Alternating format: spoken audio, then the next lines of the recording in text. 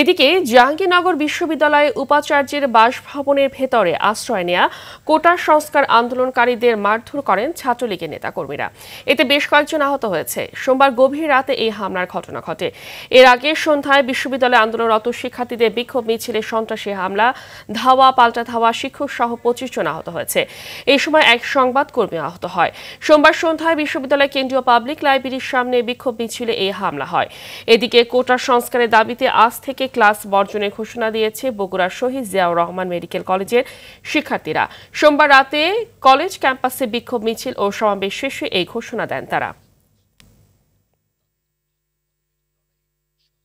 নগদের কাছে সব গ্রাহকই প্রিয়, তাই তো সারা দেশে ক্যাশ আউট চার্জ সবচেয়ে কম।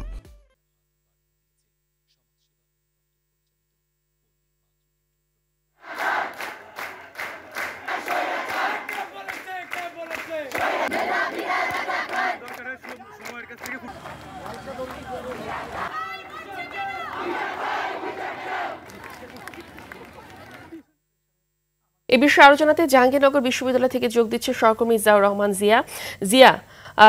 জাহাঙ্গীরনগর বিশ্ববিদ্যালয়ের আজকের পরিস্থিতি এই মুহূর্তে কেমন দেখছেন এবং কোটা সংস্কার আন্দোলনকারীদের আজকে কি ধরনের কর্মসূচি দেওয়ার কথা রয়েছে, কি তথ্য আছে আপনার কাছে আমাদেরকে জানাবেন। নগদের কাছে সব গ্রাহকই প্রিয়, তাই তো সারা দেশে ক্যাশ আউট চার্জ সবচেয়ে কম।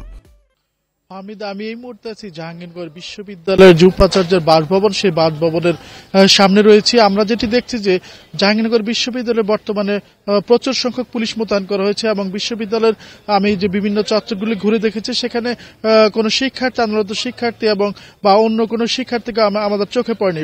বলতে পারি জাহাঙ্গীরনগর বিশ্ববিদ্যালয়ে একটি থমথমে পরিবেশ বিরাজ করছে এবং পুলিশ উপাচার্য ভবন সহ বিভিন্ন স্থানে পুলিশের অবস্থান রয়েছে। আমরা যেটি জেনেছি যে গতকাল রাতে, গভীর রাতে উপাচার্যের বাসভবনের সামনে যখন শিক্ষার্থীরা, আন্দোলনরত শিক্ষার্থীরা সেখানে অবস্থান নেয় এবং উপাচার্যের সাথে কথা বলার জন্য তারা মূল ফটকের সামনে অবস্থান নেয় এবং তারা তাদের বিক্ষোভ সমাবেশ করতে থাকে।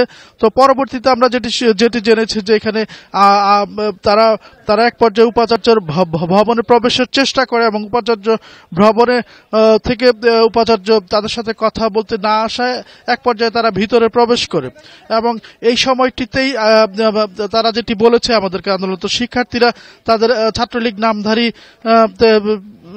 ছাত্রলীগের কর্মীরা তাদের উপর হামলা চালায় এবং তাদের মধ্যে একটি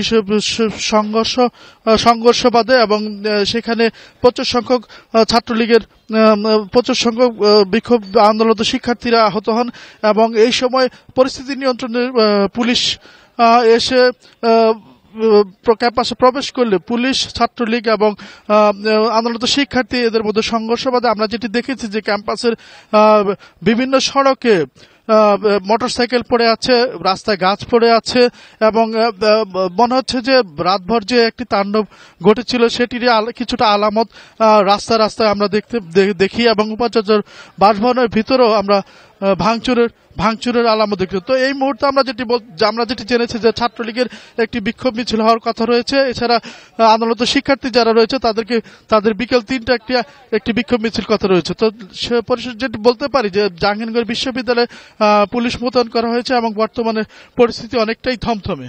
ফাহমিদা, ধন্যবাদ আপনাকে।